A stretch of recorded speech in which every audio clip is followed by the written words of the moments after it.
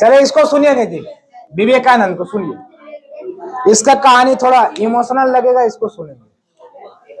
ये आपका है विवेकानंद। इनका जन्म जो है 12 जनवरी 1863 ईस्वी में कलकत्ता में हुआ। इन्हीं के जन्म दिवस पर युवा दिवस मनाया जाता है। युवा दिवस, युवा दिवस। विवेकानंद नास्तिक थे कि आस्तिक थे? तो विवेकानंद नास्तिक थे। नास्तिक, भगवान को नहीं मानते थे, समझेंगे। तो विवेकानंद का बचपन का नाम नरेंद्र था। नरेंद्र। इनके एक गुरु थे, गुरु का नाम था रामकृष्ण परमहंस। रामकृष्ण परमहंस। इनके पिता का नाम विश्वनाथ दत्त, जो कि कलकत्ता में वकील था। इनकी माता का नाम भुवनेश्वरी देवी, जो कि पूजा पाठ बिना पूजा किए एक भी दिन खाना नहीं खाती थी। एक दिन ये अपनी माँ से, सुनेंगे, ये एक दिन अपनी माँ से पूछे कि माँ एक चीज बताओ, तुम रोज पूजा करती है, तुम रोज पूजा करती है और पिताजी भी पूजा करते हैं, कभी कभी वो अपना काम के व्यस्त के कारण वो नहीं कर पाते हैं, लेकिन तुम तो रोज करती है भूखे प्यासे, जब तक पूजा नहीं करती है तब तक तुम खाना नहीं खाती है। तो भुवनेश्वरी देवी बोली कि तुम भी करो, तुम क्यों नहीं पूजा करता है? विवेकानंद बोला नहीं कि हम पूजा तब करेंगे जब हमको तुम भगवान से भेंट करा दो। अगर तुम पूजा करती है तो भगवान को मन है मन कहो कि मेरा बेटा तब आपको मानेगा जब आप दिखाई दे दीजिए बेटा को। भुवनेश्वरी देवी बोली कि ठीक है, हम जो है भगवान को पुकारेंगे। विवेकानंद बोले कि ठीक है, एक दिन तुम पुकारो। ये बेचारी एक दिन संये में आंखों को बंद की, अब भगवान नहीं आए। विवेकानंद बोले कि देखिए, हम तुमको बता दिए ने कि पत्थर के मूर्त को नहीं पूजना चाहिए। जिस पत्थर को तुम पूजती है वही पत्थर को लोग लात मारता है, तुम भगवान कैसे मानती है? जिस पत्थर को तुम पूज रही है उस पत्थर को लोगों ने छेनी और हथौड़ी से इसको बनाया गया है, इसको तुम पूजती है तो भगवान कैसे आएंगे? भगवान नहीं है। एक दिन इनकी मां गुस्सा हो गई और दिए 2-3 चमेटा खींच के। अब ये पूजा करके आई, अब रोज बेचारी कुछ ना कुछ देती थी प्रसाद। अब एक दिन क्या हुआ कि विवेकानंद बेचारा उस समय, सोचे कि उस समय अंग्रेजों का शासन था हमारे यहाँ, और उस समय विवेकानंद बीए पास था। बीए पास, नौकरी नहीं था, बीए खाली पास था। अगर बीए पास था तो नौकरी ले लेना चाहिए, लेकिन नौकरी नहीं मिलता है। ऐसे भी कहा जाता है कि अगर आपके पास डिग्री है, अगर पढ़ के नौकरी हो गया तो ठीक है, नहीं तो आपका डिग्री कोई काम का नहीं रहेगा। अगर आपके पास एक्सपीरियंस है वही काम करता है, नहीं तो कुछ भी नहीं करता। आप ही बताइए कि अगर बहुत बड़ा आप बिजनेस स्टार्ट किए, आप बीए का कोई काम है? आपका दिमाग का काम है। अगर दिमाग चलाएंगे तब वो बिजनेस चलेगा। विवेकानंद बेचारा पढ़ने में बड़ा जीनियस था, बड़ी तेज था पढ़ने में। एक दिन ये अपने पिताजी को बोले कि पिताजी, माँ को बोले कि तुम जो है भगवान को दिखा दो तो हम पूजा पाठ हम भी करेंगे। आपको भी कहते हैं कि आप भी एक दिन दिखा दीजिए। पिताजी गर्म हो गए, बोले बकलोल ऐसा ऐसा सवाल पूछता है, अरे भगवान है, भगवान नहीं तो तुम आया कैसे? विवेकानंद बोला नहीं, हम आए आपके माँ से भगवान हमने लाए। अगर भगवान हम मानते भी किसी को है तब वो आपको और माँ को मानते हैं, क्योंकि आप और अगर माँ नहीं होती तो हम आते नहीं आते। इसीलिए हम अगर भगवान अगर कहते हैं मानने के लिए तो भगवान हम केवल आपको मानते हैं और माँ को मानते हैं, क्योंकि आप दोनों नहीं होते तो हम नहीं आते। भगवान हमको थोड़ा लाया है, हम तो किसी माँ के गर्भ से जन्म लिए। इनका भी कहना सही था, गलत नहीं है, लेकिन इनका सोच अलग था। इनका सोच अलग था। इनके पिताजी बोले कि अरे लेकिन तुमको लाया भगवान है, तब विवेकानंद बोले ना कि अगर भगवान लाए, आप भी चाहते हैं कि भगवान है, तो आप हमको दिखा दीजिए, तब जानेंगे। हम ही मान लेंगे भगवान है। अगर आप कहते हैं कि शंकर भगवान है, डमरू बजाते हैं, तनी हमरा नचा के दिखा दीजिए, तब नहीं जानेंगे। अगर काली माँ है या कोई भी भगवती माँ है, तो हमको दिखाइए, तब मानेंगे। पूजा पाठ नहीं करते थे ये। अगर किसी को भगवान मानते थे, तब वो अपनी माँ और बाप को मानते थे, क्योंकि ये सोचते थे कि जब तक किसी को देखेंगे नहीं, हम कैसे समझ लेंगे कि भगवान है। इनका भी सोच ठीक था। आगे समझिए। एक दिन इसके पिताजी विवेकानंद को बोले कि देख नरेंद्र, तुमको भगवान से मिलना है ना? बोला हाँ। हमको भगवान से जिस दिन मिला दीजिएगा, उसी दिन हम मान लेंगे कि भगवान होते हैं, और हम नास्तिक नहीं आस्तिक हो जाएंगे, हम भगवान मानेंगे। बोला ठीक है। बोला कि देखो, दक्षिणेश्वर, जो दक्षिण के एरिया होता था ना, उसको दक्षिणेश्वर कहा जाता था। समझ में आ रहा है? दक्षिणेश्वर था। इनके पिताजी बोले कि देखो, एक आदमी है दक्षिणेश्वर की तरफ, दक्षिण के तरफ, उनका नाम है रामकृष्ण परमहंस। रामकृष्ण परमहंस, रामकृष्ण परमहंस जो है, ये रोज काली माँ का दर्शन करते हैं। विवेकानंद बोला कि पागल उगल हो गए, आपको भी बोले कि भगवान को बुलाइए, माँ को भी बोले भगवान को बुलाइए, आप दोनों को क्षमते न हुए। अरे वो रामकृष्ण परमहंस कैसे मिल लेगा? बोला कि वो आ रहे हैं, कलकत्ता ही आ रहे हैं, और घर के पास ही आ रहे हैं, तुमको हम भेंट करा देंगे और तुमको भी मिलवा देंगे। बोला अच्छा ठीक है, मिलवा दीजिए। रामकृष्ण परमहंस जो है, एक दिन कलकत्ता आए। कलकत्ता में इनके घर के पास ही इनका जो है प्रवचन था। प्रवचन जब कर रहे थे, तो ये विरोध कर रहे थे। तो इनके पिताजी बोले कि इनके पास गए, रामकृष्ण परमहंस के पास, बोले कि आप जो है ना, मेरा बेटा को सुधार दीजिए। बोला क्या हुआ? बोला मेरा बेटा भगवान को मानता ही नहीं। बोला भगवान नहीं है धरती पर, अगर है तो आप दिखाइए। तो ये हंसने लगते हैं। बोला कि बेटा कहाँ है, बुलाइए उसको। गया विवेकानंद। बोला हाँ बोलिए, की बात है? उस समय जवान था, है कि नहीं, केकरो बातें मानता था। आप भी जानते हैं कि अभी का लड़का लोग मानता बात। अगर आप कहिएगा कि भगवान भगवान, तो कहे भगवान कहाँ है, ये भी तक ना जवान ने था, बातें केकरो मानता था। ये बोला कि हम ही है विवेकानंद। बोलिए ना की कहते हैं? बोला कि अरे बाबू तुम क्या कहता, भगवान नहीं है? बोला कि नहीं, अगर है तो आप दिखा दीजिए हमरा।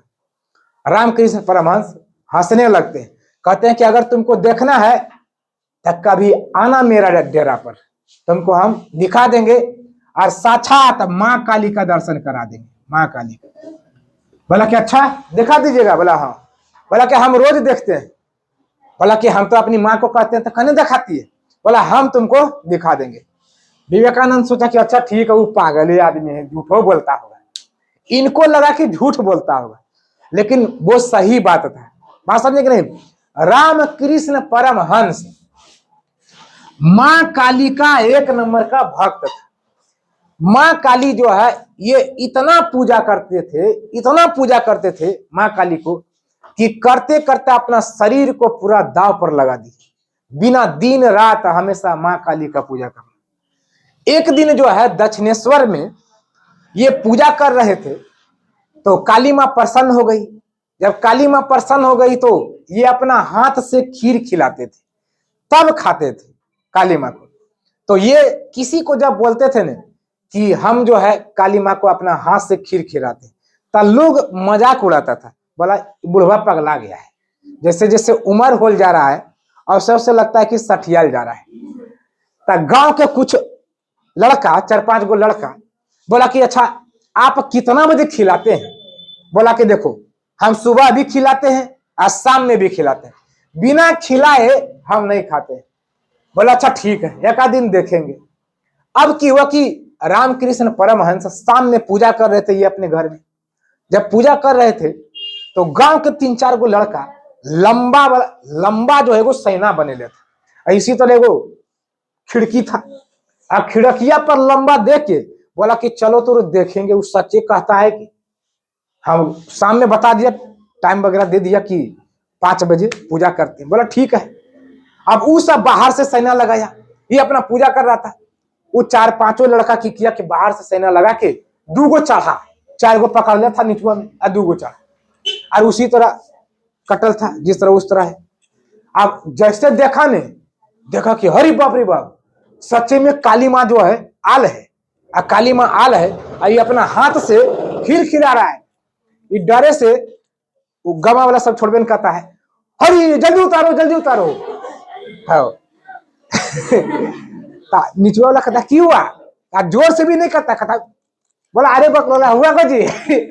अब वो ऐसा कूद गया डरे से, ऊपर से कूद गया, बोला भागो सही है बात है। बोला कोई जी सही है बात है रे। फिर 2 गो बोला कि रुको, 2 गो पकड़ता तू दोनों चढ़ो तरे।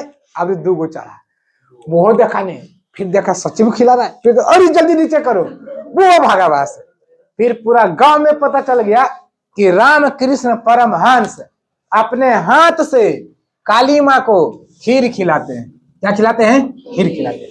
समझिए, विवेकानंद को ये बात बोले ने, अब विवेकानंद विश्वास नहीं किया, बोला कि हम कैसे विश्वास कर लें कि आप काली माँ को खीर खिलाते हैं, जब तक हमको आप भेंट नहीं करवाइएगा, हम भगवान उगवान मानने वाला नहीं है, आप हमको भेंट करवाइए काली माँ से। बोला अच्छा ठीक है। एक दिन क्या हुआ कि विवेकानंद बेचारे कॉलेज से पढ़ के आ रहे थे। जब कॉलेज से पढ़ करके आ रहे थे, आने के बाद एक दिन इनके पिताजी का तबीयत खराब हो गया। जब तबीयत खराब हो गया तो फिर इलाज वगैरह करवाएं। इलाज वगैरह करवाने के बाद फिर दिन बीतते गया, इनका जो है बीए फाइनल हो गया। बीए पास आदमी थे उस समय। जब बीए कर लिए, पूरा फाइनल हो गया, एक दिन क्या हुआ, फिर इनके पिताजी का तबीयत खराब हो गया। तबीयत खराब होने के बाद इनके पिताजी का देहांत हो जाता है। विवेकानंद पिताजी के देहांत हो जाता है। देहांत होने के बाद इनकी माँ जो है बहुत रोती है, विवेकानंद भी रोते हैं, इसकी बहन भी रहती है। जब बहुत रोती है, रोने के बाद विवेकानंद सोचते हैं कि अब हमको कुछ करना पड़ेगा, घर की स्थिति खराब हो गया है, इसलिए हमको कुछ अब करना पड़ेगा। हम बीए पास हैं, हमको तो नौकरी भी मिल जाएगी। इसलिए सारा चीज काम क्रिया करने के बाद इनकी माँ बोली कि बेटा अब तुमको कुछ करना पड़ेगा, क्योंकि तुम्हारी बहन भी है, इसका शादी भी करना है। शादी कैसे होगा, तुमको अब कमाना पड़ेगा। विवेकानंद सोचे कि हम जाए कहाँ, आखिर किसके पास जाएं, कौन हमको नौकरी देगा, हमको तो पैसा कमाना पड़ेगा। इसलिए विवेकानंद ने याद आते हैं रामकृष्ण परमहंस। रामकृष्ण परमहंस के पास दक्षिणेश्वर चले जाते हैं। जाने के बाद इनके कुटिया जब पहुंचते हैं तो जाने के बाद रोने लगते हैं विवेकानंद। विवेकानंद जब रोने लगते हैं तो रामकृष्ण परमहंस कहते हैं कि क्या हुआ। बोला कि देखिए मेरे पिताजी का देहांत हो गया है, हमको आप कोई नौकरी दिलवा दीजिए अपनी काली माँ को कह के। अगर आप काली माँ का दर्शन करते हैं, काली माँ को कहिए एक तो हमारा नौकरी दे दी, क्योंकि मेरे घर का हालात बहुत खराब है। मेरी 2-2 गो बहन है जो कि भी कुमारी है, उसका शादी भी करना है, घर का खर्चा को भी चलाना है। आप अपनी देवी माँ को बोल दीजिए कि मुझे एक नौकरी दे दे। रामकृष्ण परमहंस कहते हैं कि जाओ अंदर में काली माँ बैठी हुई है, जा करके नौकरी मांग लो। अब उनका भी पूजा स्थल था। विवेकानंद जैसे ही पैर हाथ धो करके अंदर जाते हैं, जाने के बाद ये बेचारा अंदर जाते हैं नौकरी मांगने के लिए कि हमको नौकरी चाहिए। लेकिन ये जैसा ही अंदर जाते हैं, नौकरिया वाला बातें बोले भूल जाते हैं। अब वहां पे जाते हैं, आंख बंद करते हैं और आंख बंद करके कहते हैं मुझे शक्ति दो, भक्ति दो, ज्ञान दो, इतना कहते हैं। फिर बाहर आ जाते हैं। फिर सोचते अरे हमको तो नौकरी मांगना चाहिए था, हम तो शक्ति भक्ति मांगते हैं। फिर रामकृष्ण परमहंस के पास जाते हैं, तो ये कहते हैं कि मांगा, नौकरी मांग लिया। विवेकानंद कहते हैं नहीं, हम तो जाते हैं अंदर में तब भूल जाते हैं, हमको मांगना चाहिए सरकारी नौकरी, तो हम तो कुछ और बोला जाता है। बोला जा, फिर से जा। फिर अंदर जाता है, फिर बकलोला भूल जाता है। फिर कहता है मुझे शक्ति दो, भक्ति दो, ज्ञान दो। बाहर आते हैं। अब बाहर आने के बाद रामकृष्ण परमहंस बैठे रहते हैं। बैठने के बाद विवेकानंद कहते हैं कि फिर भूल गए। बोला कि आवरी की हुआ। बोला कि हमको बोलने का कुछ था, बोला जाता है कुछ, ठाकुर, इसको ठाकुर कहते थे रामकृष्ण परमहंस। कहते थे ठाकुर हमको लगता है कि तुम कुछ जरूर जादू जानता है। अगर हम अंदर जाते हैं तब भूल जाते हैं इसका वजह क्या है, जो बोलना चाहिए हम वो बोल नहीं पाते हैं। विवेकानंद को कहते तुम पहले आराम से बैठ जा, पृथ्वी मार के बैठा देता है। अरे खड़ा होकर के एक 2 लात मारते हैं, विवेकानंद चारों चीज गिर जाता है। विवेकानंद चारों चीज गिर जाते हैं। गिरने के बाद इसको कहते हैं विवेकानंद बेचारा लेटा उठा जाता है, झाड़ता उठता है। विवेकानंद सोचता है कि रह रहे कहीं गुस्सा कैसे गया है। तब विवेकानंद कहते हैं कि हम तो आपको कुछ किया भी नहीं ठाकुर, फिर तुम मारा क्यों? बोला कि हम तुमको इसलिए मारे कि देवी माँ तुमको किसी का नौकर नहीं चाहती है बनाना, वो चाहती है किसी का तुम मालिक बनो, इसलिए तुमको हम लात से मारे हैं। विवेकानंद कहते हैं कि हम मालिक बनेंगे कैसे, आप ही कुछ बताइए।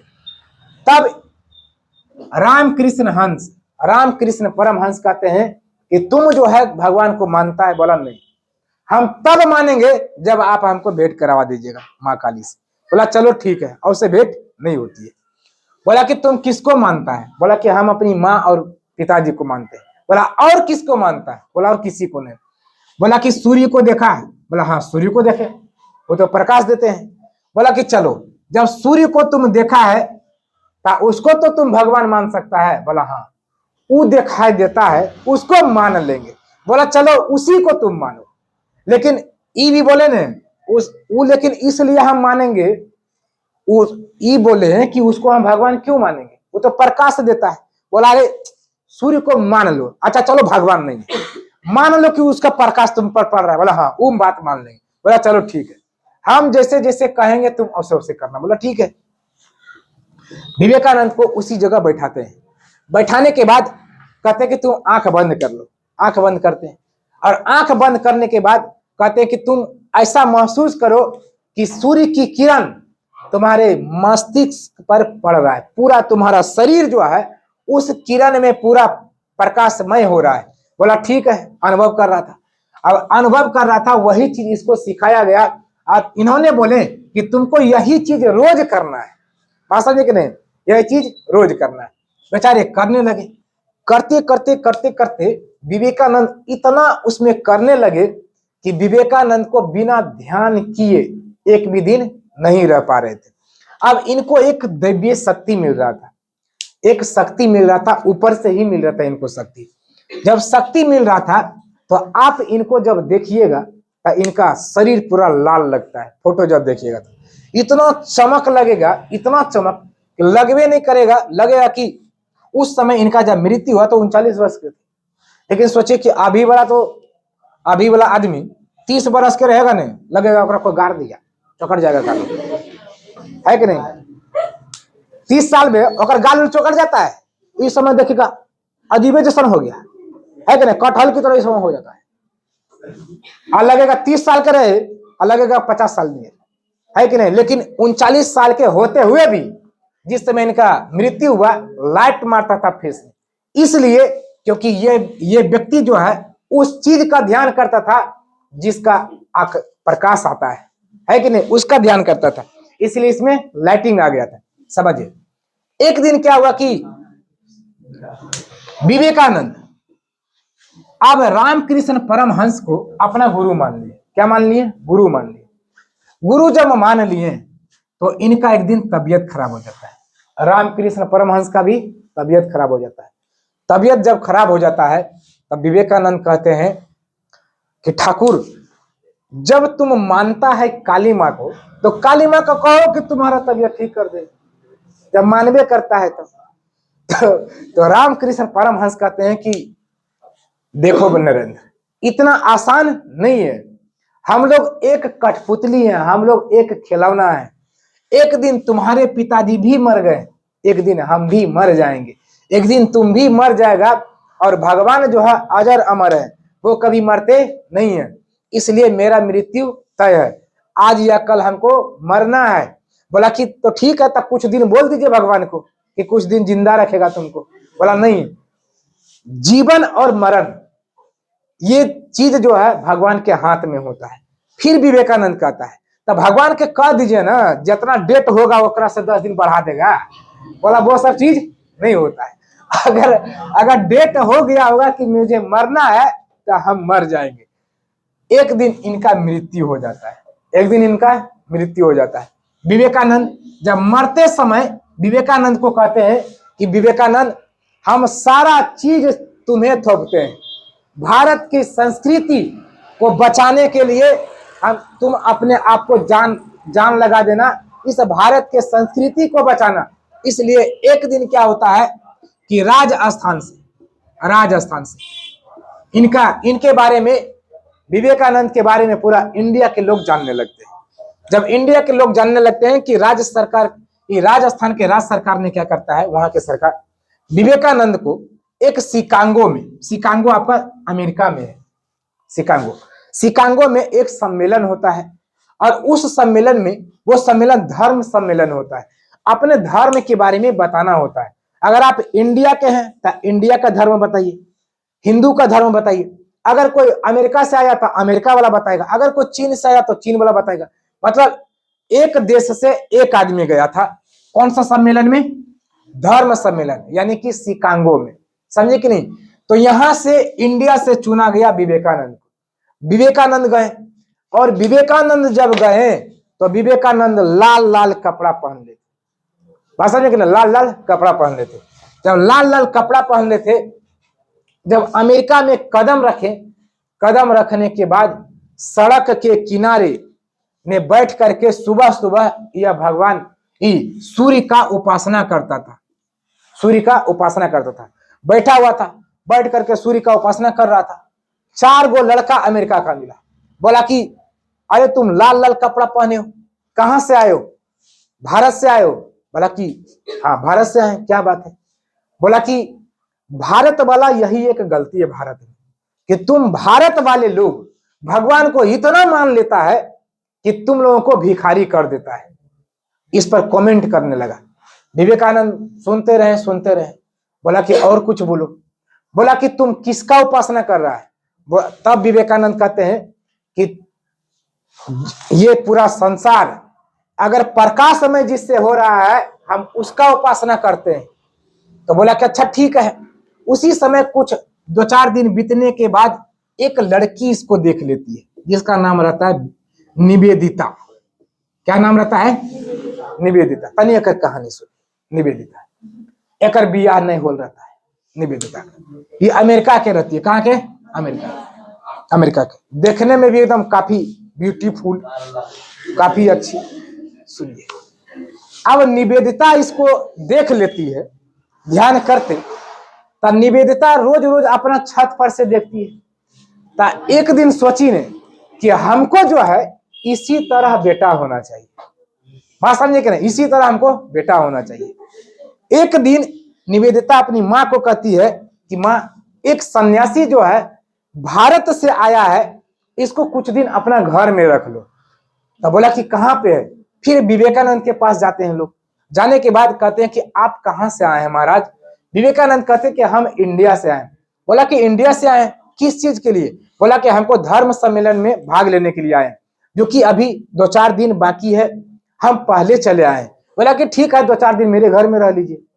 घर में रख ली। निवेदिता ले गई अपना घर में। इसके लिए वो अलग से कमरा लगा दिया। जब कमरा लगा दिया, एक दिन क्या हुआ कि विवेकानंद रात में रो रहा था, खूब रो रहे थे। जब रो रहा था तो इसका माँ बाप दौड़ गई। बोला कि ठकठकाया। वो दोनों को लगता है कि कुछ मिस्टेक हो गया हमरे से, लगता है कि कुछ गलत खाना उन्हें खिला दिया। खाना भी एकदम 75 वेराइटी के खिलाता था। बात समझे कि नहीं? लेकिन रात में ये रो रहे थे। जब ठकठकाए तो ये खोलने, बोला कि आप क्यों रो रहे हैं? आपको रोने का वजह क्या है?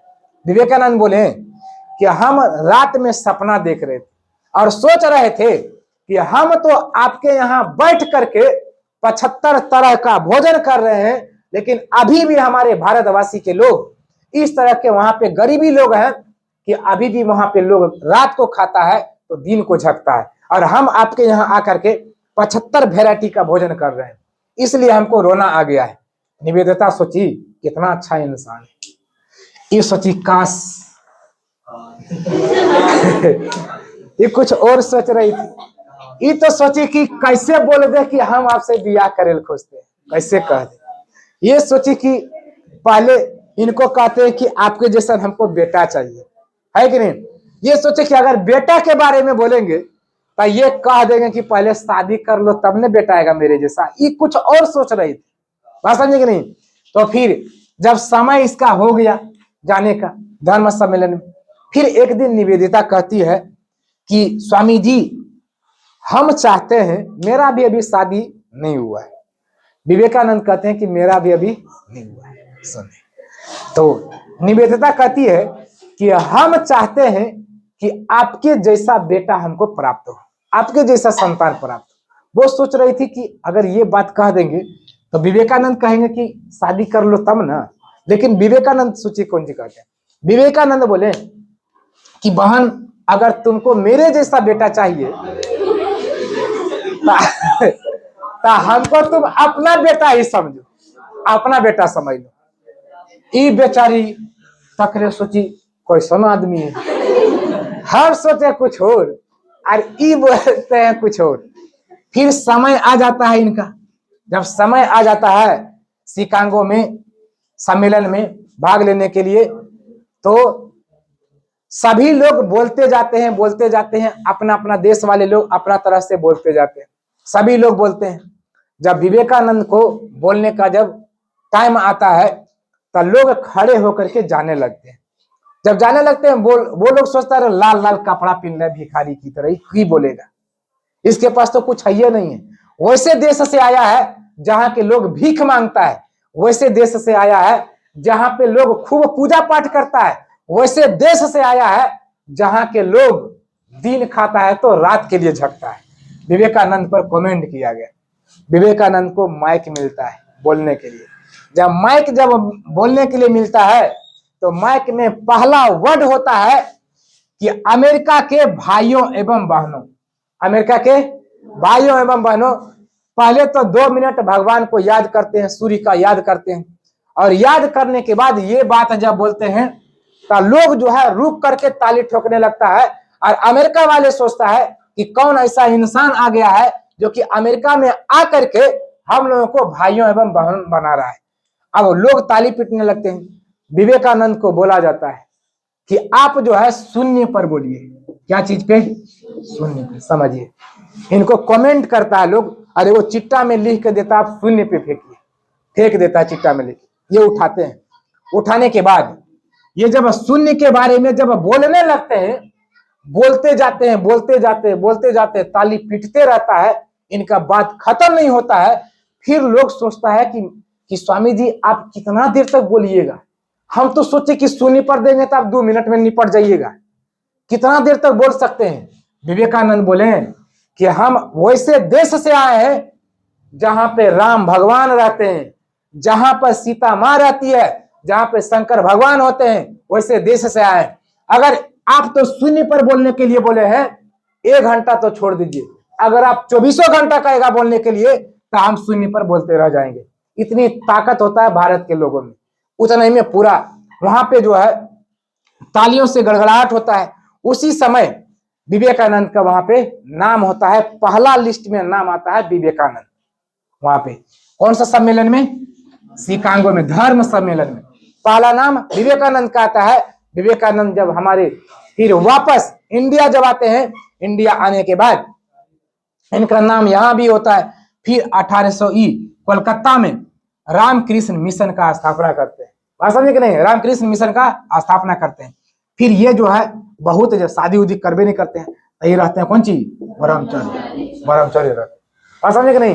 ब्रह्मचर्य, बियाह नहीं करते तो ब्रह्मचर्य कहा जाता है। फिर इनकी मृत्यु 39 वर्ष की अवस्था में 1902 ईस्वी में हो जाते हैं। इतना में कोई दिक्कत? तो ये आपका रहा विवेकानंद की पूरी जीवनी कहानी।